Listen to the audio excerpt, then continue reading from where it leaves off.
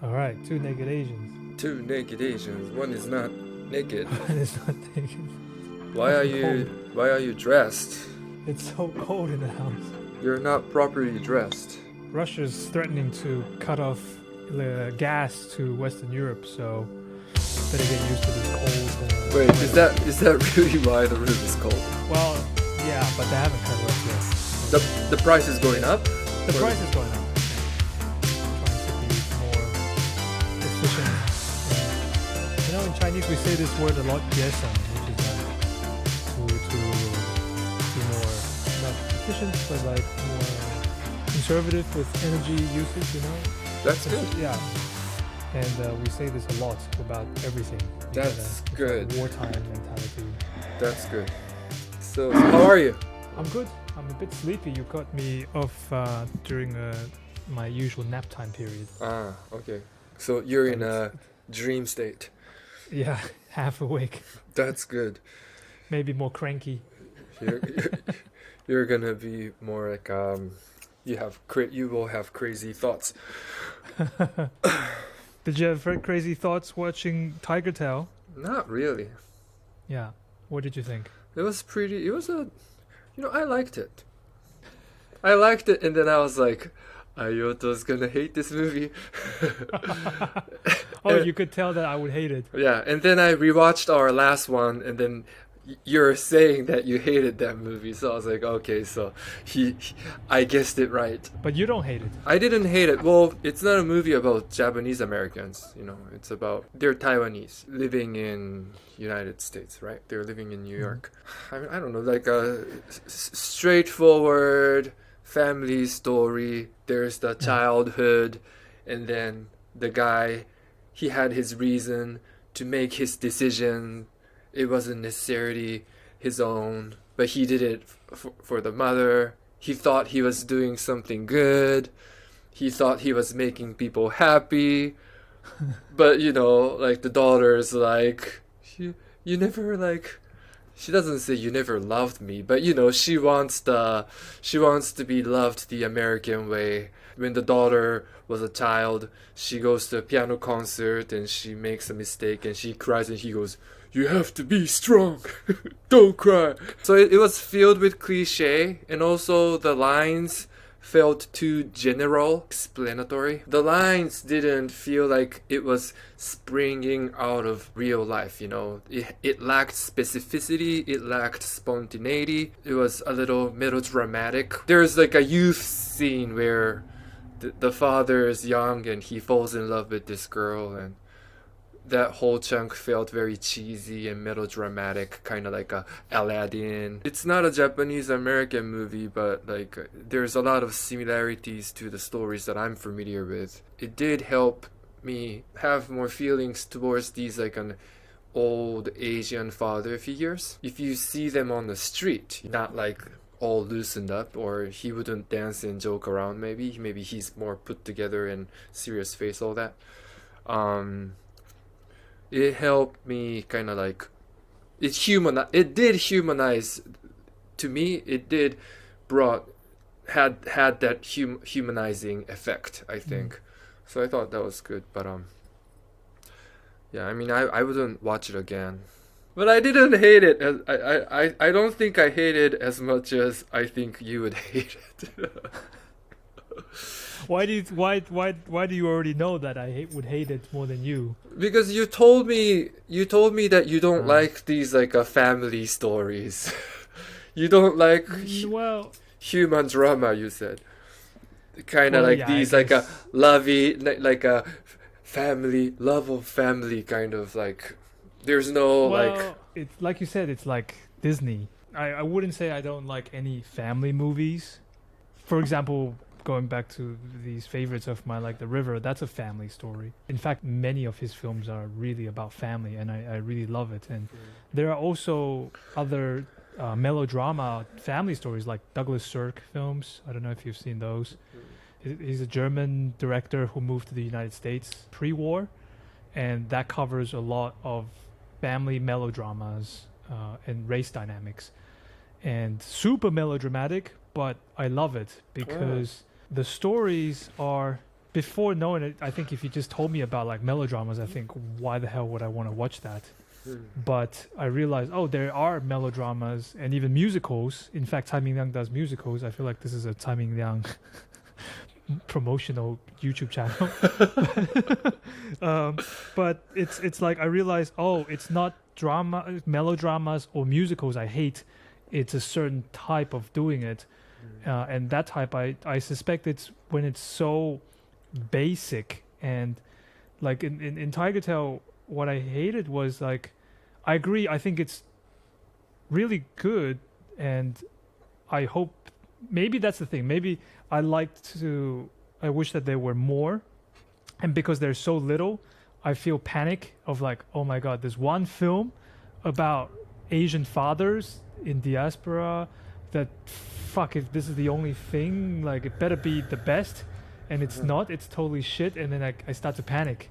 But you know, I think this father character, I think the guy wrote it in a way that I just felt it's so fake. It's like, imagine if I was to make a film about myself. For me, that's the definition of cheesy, at least in this sense. It's embarrassing. It's like, oh, when I suffered so much, and then when I did well, I did so well, and it's all very unrealistic. The movie to you felt like a tool to like make him look good. I like this. It's also like this joke that Zizek makes, right? And talking about like the rich, the priest, and he talks about, oh, how much I suffer and whatever, and then there's a rich guy that comes to church, and then he says, oh, you know, I suffer so much, and then a poor guy comes in and says, oh my god, my life is so suffering, and then the priest and then the rich guy goes like, who the fuck is this asshole? Who's this guy? Yeah. How dare he can say I'm also worthless? Yeah, and this is this kind of film where it's like there's so many layers I find really cringy. Like first, it's like the model minority myths that they promote a lot. These directors and actors and all of this crowd of Asian Americans are like some of the most representative of modern minority people, and then they want to talk about, oh, we suffer so much. I'm not saying they suffer or didn't suffer. That's not the point. But it's like overdoing it. And then the director talks about like, oh, this is a biography about my father, about our family. And then it's like, you look it up. The guy's from California. They didn't grow up in New York.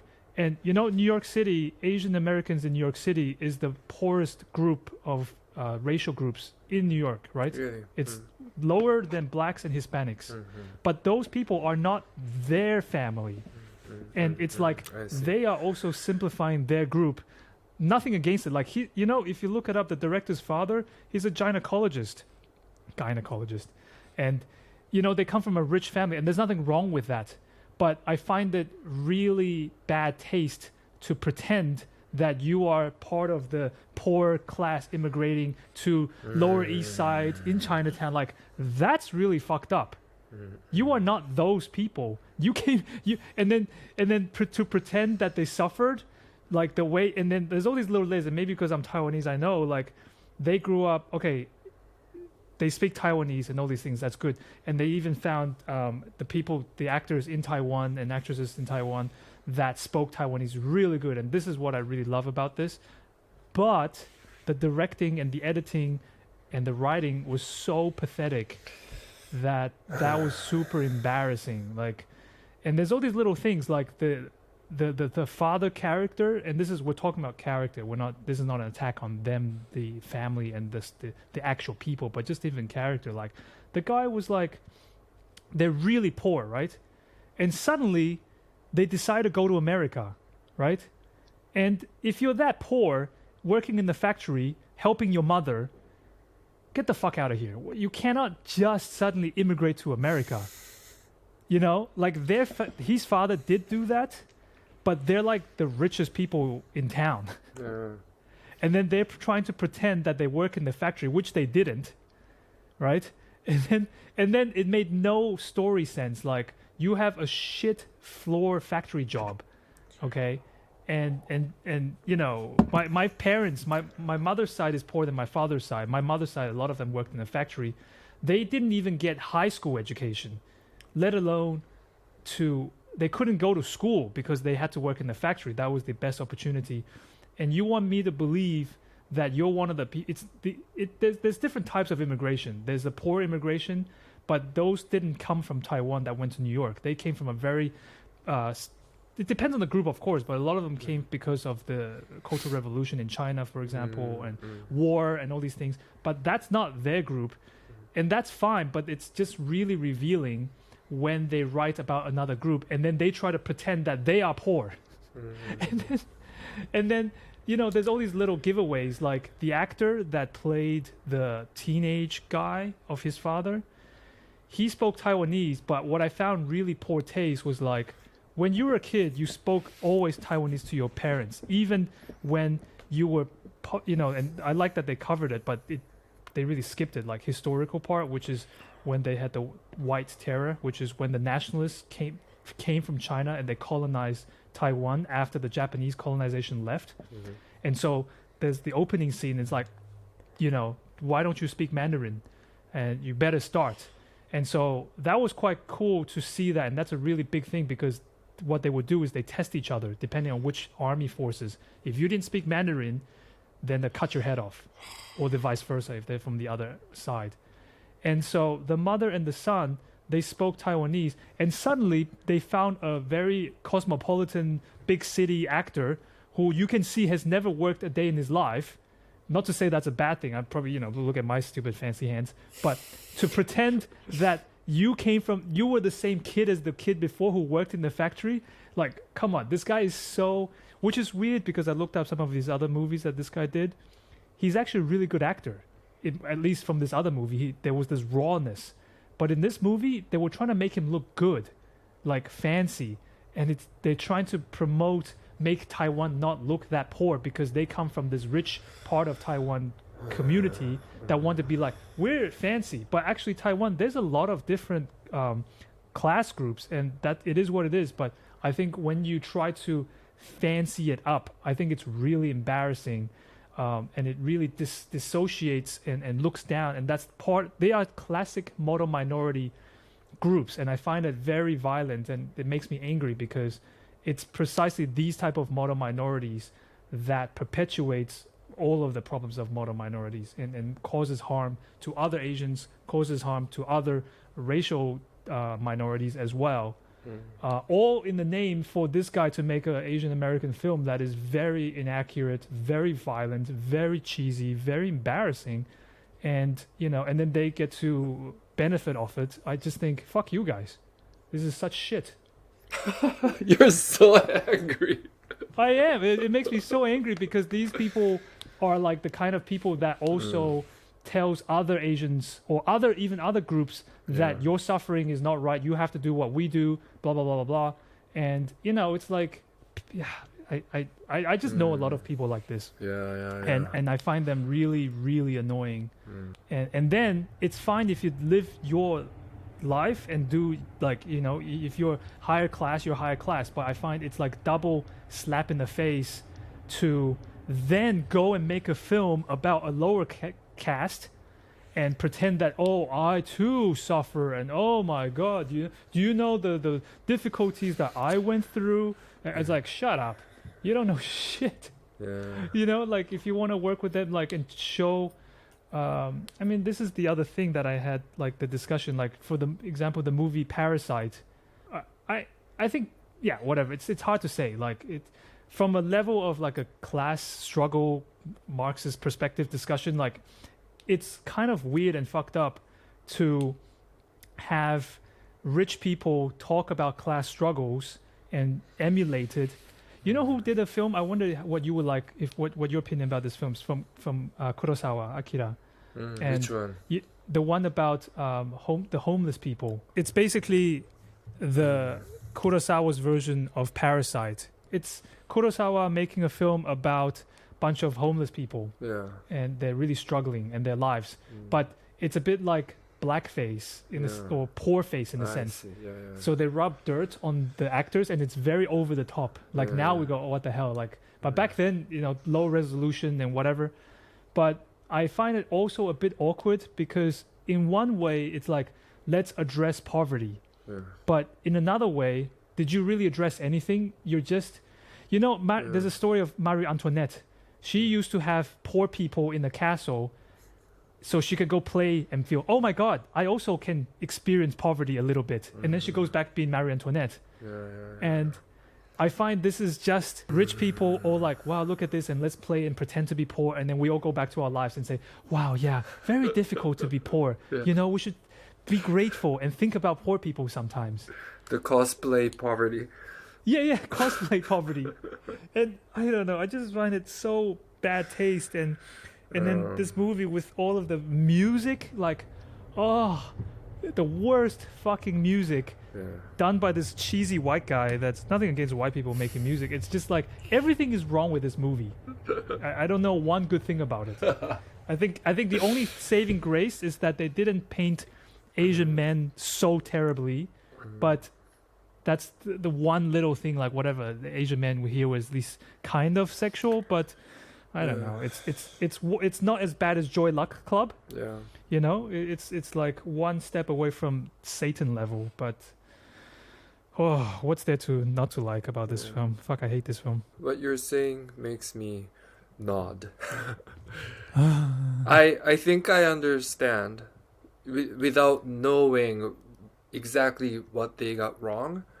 Because all I saw was, as I told you, like the lines felt very general, and like they're making the characters explain who they are and lacks specificity and spontaneity. So, which means whether the writer is a bad writer or lack of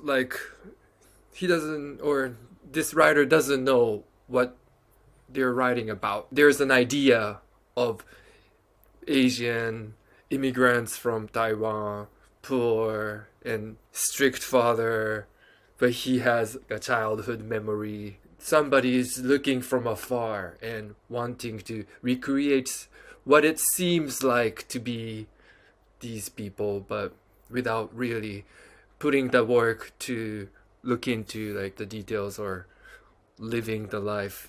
The nicest thing I could say about this film is that it's a dishonest film. Yeah. The only thing I can defend about this film is like there's that like a strict father who's doesn't show a lot of affection. He has a childhood memory within that he never shows with anybody. And then going back to his hometown and having a talk with daughter, so you don't like it. But that one element is not like an Asian thing. No, it's like it's like more like a universal that. I'm just trying to like find like maybe there's because anything good about this movie. Maybe because I'm getting older, it's the fantasy of a child's perspective of an older Asian man that they don't understand, and that they write this bullshit fantasy. Like it's so stupid. Like the way I have this love of my life, but I couldn't because I had to marry the rich girl, and now I'm gonna stalk her on Facebook, and go, like what kind of a man at the age of 60 goes on fucking Facebook looking at their ex-girlfriend love from who the fuck? Like that's so dumb and immature. It's written by a child of it's so poorly thought out and like lacking life experience, and all this is fine. I have this thought before where like there are certain movies that I get really upset about. There's this one called Captain Fantastic or something. Have you seen this? No. Captain Fantastic, yeah. It's a movie about a family. They live in the van and live in the wild, right? And they live natural, and then one day the mother is sick and they go visit her in this civilization and in the hospital, and they the kids are like so shocked because they're like, wow, I can't believe how people live in this modern fucked up society, drink Coke and sugar, and they don't kill the chickens that they eat, and whatever. It's cool. There's another documentary called Surfwise, which is more realistic with this kind of family. My point being is Captain Fantastic I find very fucked up as a film, really violent, because it makes you it's pornographic in the sense that, for example, the movie Timing Down we saw where you said, oh, when the guy touched it, you felt, wow, I could really feel it, right? For me, that's not pornographic, because there's a sense that you really you feel, and there's a kind of authenticity, even from a level of theater or whatever. You go, wow, you really feel it.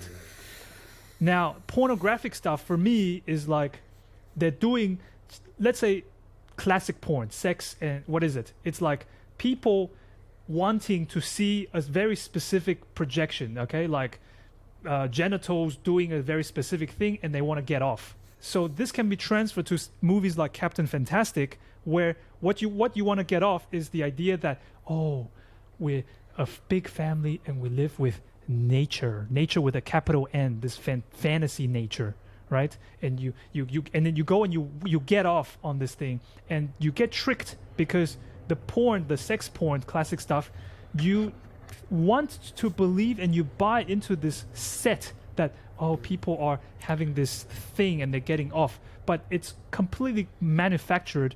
It's an ideological machine. It's a commercial product, and that for me is pornographic, because Captain Fantastic is as real as X-Men. In a way, X-Men can be more honest, or Lord of the Rings can be more honest, because that is the thing that they're trying to be. You know, Lord of the Rings is not trying to pretend to be this other thing. Yeah. Whereas Captain Fantastic is trying to lie to you and make you feel, wow, this could really be real. And then you lie into that. And it's not the Captain Fantastic. It's that there's another thing that you believe that is.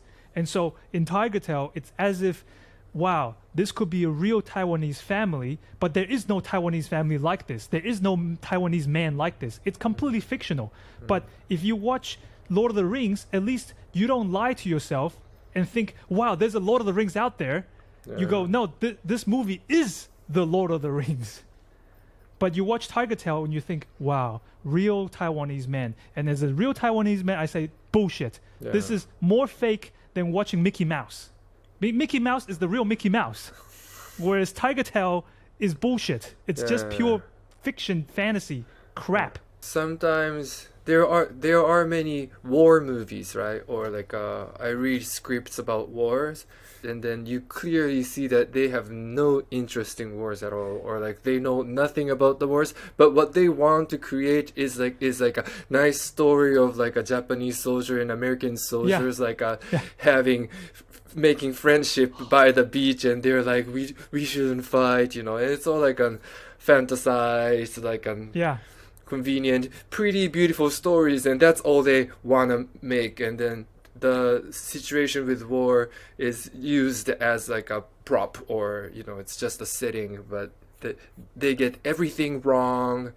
It's so unrealistic. So, and then I get really offended by that. And I guess you're offended by this for the same reason, yeah? The purpose is they have something they want to create, and they're using this people and situation and all that as a convenient tool. It's a convenience store. It's a 7-Eleven of a construct. And I thought about when you discussed with me earlier about honesty in theater, and that people can really see the dishonesty when you start lying. It's just so obvious, and this is so fascinating as I study more about theater. And I am no way like you with understanding of this, but I'm like, I start to see and understand, because it's not that when you do theater, it's not that it took me so hard. It's such an interesting concept. It's not that it's real, but you can be honest or dishonest. But it's a play, and you can do it over and over, but are you honest? And for me, even as a kid, I think I've heard this saying too from my father, or like these kind of ideas of honesty. And as a kid, I just always thought, it's something that the adults get upset about when you didn't do your homework or something like that. And now I really see this. I mean, of course, in marketing, they go on and on about authenticity and all this kind of crap. But there is this so much of the capitalistic system is just a lot of really ugly, dishonest nonsense. And I think this is so common with commercial productions of films and all these things, that Well, then here's the real question. Yeah. I wonder if you've seen the movie Crazy Rich Asians. I still have to watch this movie. I want to finally like do a. Oh, let's maybe do it. I want to do like a reaction video. Like I want to watch it live and then catch my reaction and think I have to get more ready for ridiculous, this. that movie. But here's my proposal and thought. Yeah. Is Crazy Rich Asians perhaps more honest than movies like Tigertail? Like Crazy Rich Asians is at least what they are. They're not trying to pretend to be someone else. They are these asshole Crazy Rich Asian whatever, and they're doing a movie about their lives. It's like the Kardashians. Is the Kardashians TV show more honest than Tigertail?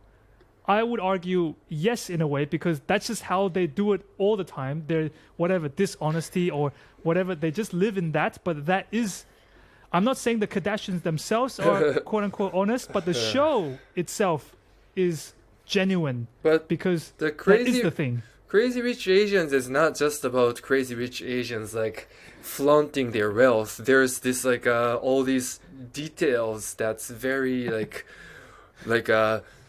the old tradition sucks, American way is better, kind of like a fucked up. all that, like, you know, and also it's racist. yeah Against the darker skinned Malaysians, right? It's shot in Malaysia, right? Yeah. That was shocking. Like, who approved this? Everybody. That's why it's on the screen. Like, how the fuck do you approve this? This fucking scene with Aquafina. Like, why didn't Aquafina say anything? Like, she's in New York and she should know better. It's not like she's some, you know, like she. I think, in my opinion, Aquafina is a very toxic person. Oh yeah. You know, I find her really. You afraid about talking bad about what's his name? When you talk shit about Mr. Watanabe. Okay, Watanabe. And then me's like, fuck Aquafina. You know, I think this is really toxic. Yeah. Toxic kind of I don't know, it's a whole another chapter and can of worms to open up. Oh my god, we have so many topics to cover. How would you rate this film? Well, 2.5. What did you rate the other one? Is that high? The other one was 2, no? Spa Night. Yeah, Spa Night you gave 2 and you gave this one 2.5? No, it's because I mean, I felt like if I said 1 or 2, it feels like I said it because you hate it so much. So you have to be my. I rated it higher than I liked it.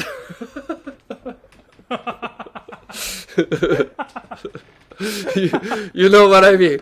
I kind of started like talking nicely about this movie. Because I'm biased, you know. When I see these Asian stories, I want to like be kind to it. So. If it's like, but maybe and then you also know my opinion, so you also wanna play with that. Yeah. If I knew, if there's like a very rich Japanese spoiled kid who was born in like New York and went to Tish and made a movie about poor Japanese people, I would or like a fucking nuclear bomb, I would give it like a 0.3. I give this film -10. Okay. Out of 5. You know, fuck these guys. Oh my god. We keep doing this show, and the average score we give to all movies will be probably like -2 or -3. Average, like. Honestly, this film got me so depressed. I mean, I don't want to blame my depression on just this film about how annoyed I feel about the world, but fuck this film. Honestly, I hate it so much. I hate this actor, the director. I hate him, Andrew Ahn. I think you have. Are you watching Andrew Ahn? Yeah, you're watching. You watching Andrew Ahn? So fucking shit. You know, it's an embarrassment. You know, it's really. I think it's really an embarrassment. I think it really takes the discussion around Asian diaspora backwards. You know, I think it's a real embarrassment, and what I find it really ugly is the way that this kind of film. I think this is the other part that maybe it's envy, resentment kind of energy from me, but it's this feeling that like these are the kind of Asians that are being accepted by mainstream Hollywood and the system, and they love it. They love this shit. So that's like that's the context. So I don't know that part, but you add that and it gets very, very upsetting, right? Because what you're seeing is, let's say there are 1,000 Asian filmmakers, and then these are the ones that's selected they're the by minority. They're the selected Alan by Yang. But Alan then Yang. Fuck. the ones who are doing really good jobs are pushed away because they're not necessarily creating the narrative that's palatable. I mean, I think. Sorry, I confused it. It's Andrew Ahn is the guy that did Spa Night, and I feel Spa Night is a much. I would. So, like you said. Sorry, Andrew Ahn. Ayoto is not as angry as the director of this. It's Alan Yang. Alan Yang. Fuck this Alan guy. Yang. So, are you watching Alan Yang? Andrew, it's not you. Alan Yang, okay, I'm gonna put this in the video later. He made this movie in 2014 called Date and Switch. Go check this out. It's he's also the writer for co-writer for Masters of None. He works with Aziz Ansari, and they talk about Asian American experiences and whatever. Like I think it's. When I first experienced this, I thought, well, cool, it's nice, like representation and stuff, but fuck these people, because when you really get into it and you understand more, you realize that it's just model minority crap. It's house slaves. It's these people that take benefits and they milk it, and I just think that. For there to be a more just society, I think it is important for the ability for us to talk about, the different types. I'm not saying that they shouldn't do that, but I think it shouldn't be like, oh, it's Asian representation. We should all shut the fuck up and it's all that's good. not good. Not good. No, this is crap and that's fine, But and I think there should be more space. There shouldn't be this. This is the thing that we should be criticizing each other like we're like, we should be having really good debate and arguments. Like we should do that to me. Yeah, no. I'm saying not you and I, but like just Asians in general. Yeah. It's so tacky when like. We have one successful Asian, and we're all like, everything you say is correct. It's so embarrassing. It's how like when Asian like actors or actresses go on stage and they make a big speech, and everybody's like, wow. I'm here for all the Asians on this planet. Like that's impossible. And then you go home, and then they're backstabbing each other all the time. Oh yeah, Like, are we doing that right now? Yeah, if Junshin gives it this much, I'm gonna give it this much just to piss him off. I was doing the opposite. I thought Ayoto was gonna give very bad grades, so I'm gonna give 2.5. Yeah, I think. I mean, what on my tier list, I gave it an E. So, 1, 2, 3, 4, 5, 6, 7, 8. Yeah, 2 out of 8. 2 out of 8. That's like because because Joy Luck Club is 1 out of 8. Okay. What? Joy Luck Club. I'm preparing to. It's the movie I hate most. No, but have you experienced this thing about it's like the only Asian in the room, there can only be one Asian, and I feel like this is the type of shit with cinema and this like with Hollywood and whatever. Like, it's like, oh, we've already got our one Asian writer director. The rest of you can go away and shut up because we already did it. And I think that's bullshit. I think we can definitely have more films to discuss this, and I think it's a good thing that it's made. I think there can definitely be more, but let's not pretend like it's a good film by any stretch of the imagination. It's getting better. But I think that's how we can actually get a better perspective on the world as opposed to lying to ourselves all this time. But okay, well that was good. I was actually thought I was gonna be too dead to do this talk, having my nap time, but probably pretty pissed. The moment you started talking, you were like,